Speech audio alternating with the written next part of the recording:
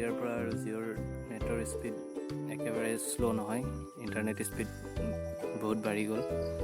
তাৰ কাৰণে নতুন যাদু এটা ওলাইছে, চাওঁ আহক কেনেকৈ জিঅ'ৰ ইণ্টাৰনেট স্পীড বঢ়াব পাৰি।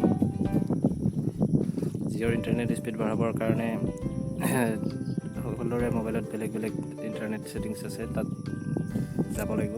ইণ্টাৰনেট ছেটিংছ এতিয়া মোৰ মোবাইলত ইয়াত পোৱা যায় এক্সেছ পইণ্ট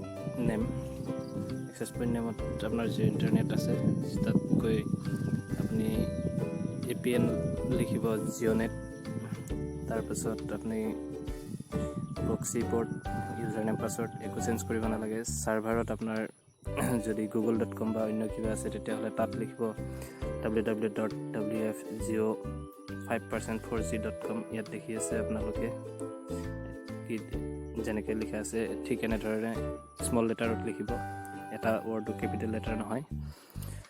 তাৰপাছত আপোনাৰ MMSC, MMS proxy, MMS port, MCC, MNC এইকেইটা একে থাকিব। আপুনি অথেণ্টিকেশ্যন টাইপত যাব, তাত আপোনাৰ নন দিয়া আছে, সেইটো PAP কৰি ল'ব। ইয়াত দেখিছে আপোনালোকে PAP চিলেক্ট কৰা আছে।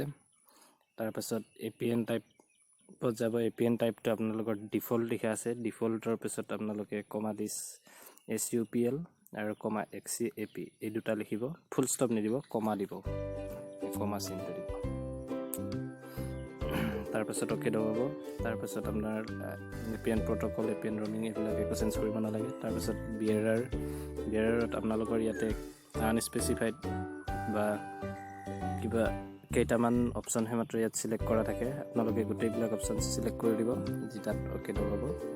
তাৰপিছত MVNO টাইপ এইবিলাক নন ঠিকেই আছে। তাৰপাছত এইটো আপোনালোকে ছেভ কৰি ল'ব আৰু তাৰ অলপ সময়ৰ কাৰণে আপোনাৰ নেটৱৰ্কটো গুচি যাব, তাৰপিছত আহিব। তাৰপিছত আপোনালোকে ইণ্টাৰনেট ব্ৰাউজ কৰিব পাৰিব।